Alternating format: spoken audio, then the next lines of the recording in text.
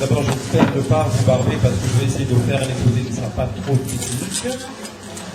Le sujet, c'est l'astrologie horaire, qui est un peu ma spécialité depuis pas mal d'années.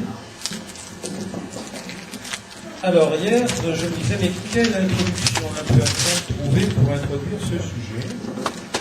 Et je me suis rappelé que, il y a quelques années, je tenais la rubrique d'astrologie horaire d'une revue qui s'appelle Astrologos, qui était éteinte aujourd'hui. Et j'ai extrait un petit paragraphe du CV que je leur avais adressé à l'époque. Voilà. J'appelle familièrement l'astrologie horaire la fille de Sherlock Holmes. En effet, le moment de la question du consultant à l'astrologue représente la rencontre du client et du détective, son énoncé l'énigme posée, l'état du ciel, l'ensemble des indices à élucider, le jugement de l'astrologue et déduction, résolution du mystère.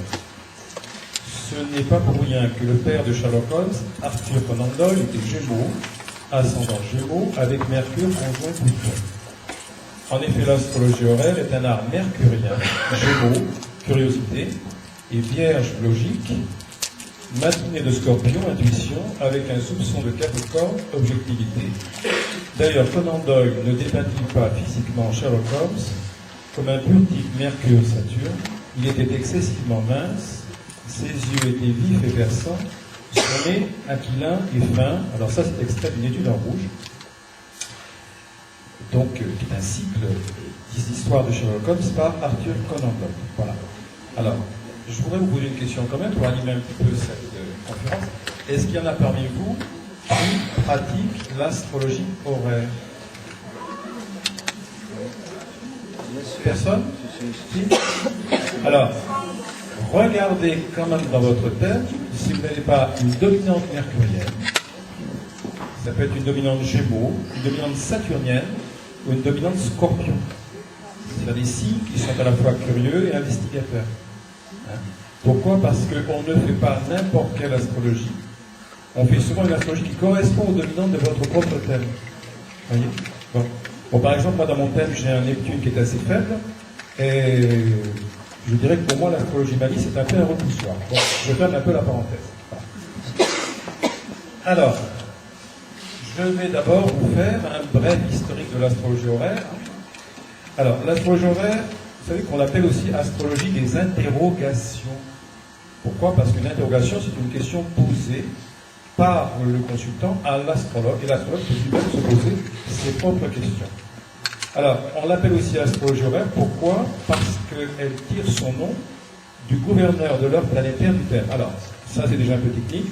Je reviendrai sur les heures planétaires tout à l'heure pour ne pas vous induire, je dirais, en confusion. Bon.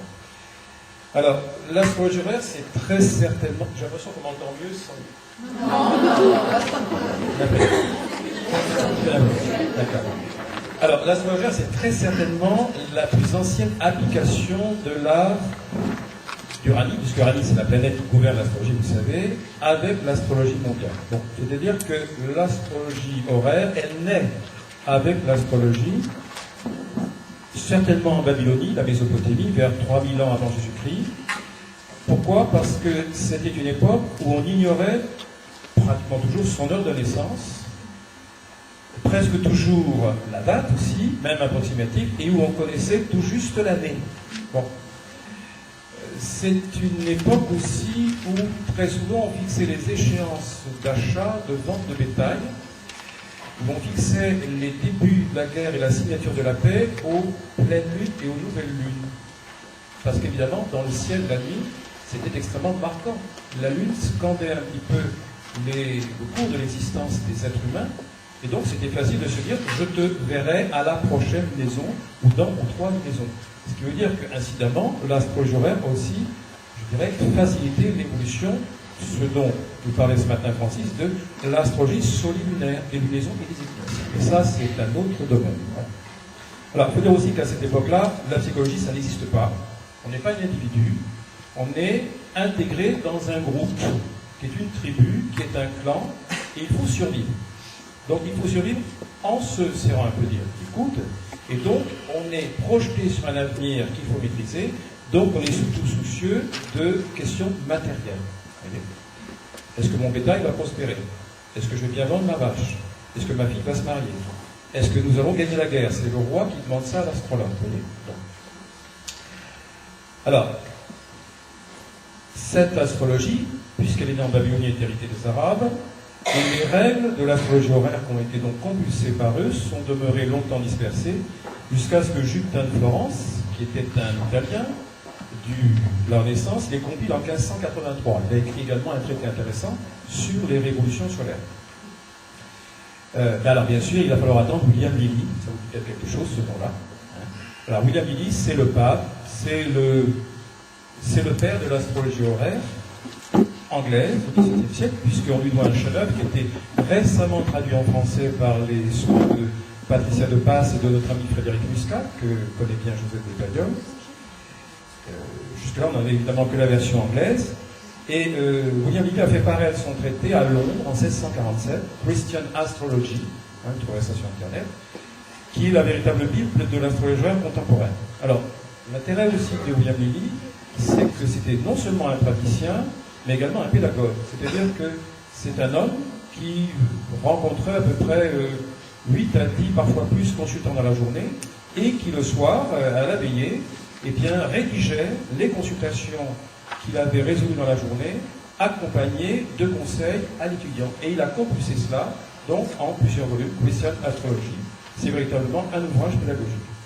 Alors, je dirais heureusement que l'astrologie horaire a connu son heure de gloire au XVIIe siècle en Angleterre. Pourquoi? Parce que nous avons malheureusement expérimenté le XVIIIe siècle, le siècle des Lumières, le siècle d'une raison très desséchante, qui fait que l'astrologie est tombée en désuétude, notamment sous la critique de Voltaire, qui s'en est beaucoup moqué, et la Révolution française l'a pratiquement tué.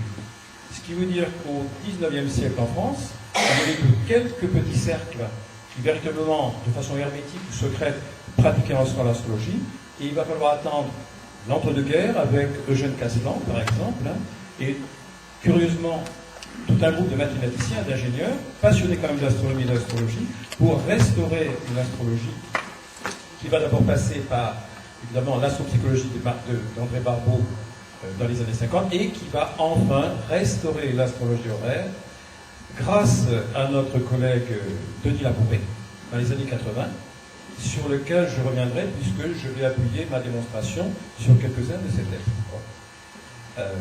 Alors aujourd'hui, c'est un art qui est de plus en plus florissant dans les anglo-saxons, Angleterre, États-Unis, qui se développe en France grâce à Denis Labouré, au fur et à mesure de ce qu'on peut appeler les redécouvertes des anciens, des textes anciens. Alors, vous avez Firmicus Maternus, Claude Dario, qui a écrit un ouvrage sur l'astrologie du XVIe siècle, et puis parce qu'on peut appeler peut-être des archéo-astrologues, c'est-à-dire la recherche de textes gréco-latins. Alors, vous avez Robert Amblin, aujourd'hui défunt en France, vous avez bien sûr Denis Labouré, que je viens de vous citer. Alors, vous avez William Barclay, qui est décédé il y a quelques années en Angleterre, vous avez Anthony Willis aux États-Unis, vous avez Gilles Liman. C'est vraiment une école américaine extrêmement florissante. Bien sûr, il faut passer par l'anglais pour y accéder, mais c'est vraiment passionnant parce que l'astrologie n'est pas du tout un art figé, c'est un art qui est en pleine évolution aujourd'hui et il y a beaucoup de recherches. Alors, c'est intéressant de voir combien les jeunes aujourd'hui, quand on sait que les deux premiers thèmes vraiment horaires d'interrogation que nous possédons, ce sont des thèmes du 5e siècle après Jésus-Christ. Alors, si ça vous intéresse, je vais vous donner les dates, je vais vous donner les heures, et vous pourrez peut-être les noter. Qui a envie que je les lui donne? Alors, je vous les donne au cas où. Alors, l'auteur s'appelait Palcus d'Alexandrie, P-A-L-C-H-U-S. Alors, il nous a laissé deux interrogations, et vous allez voir qu'elles sont extrêmement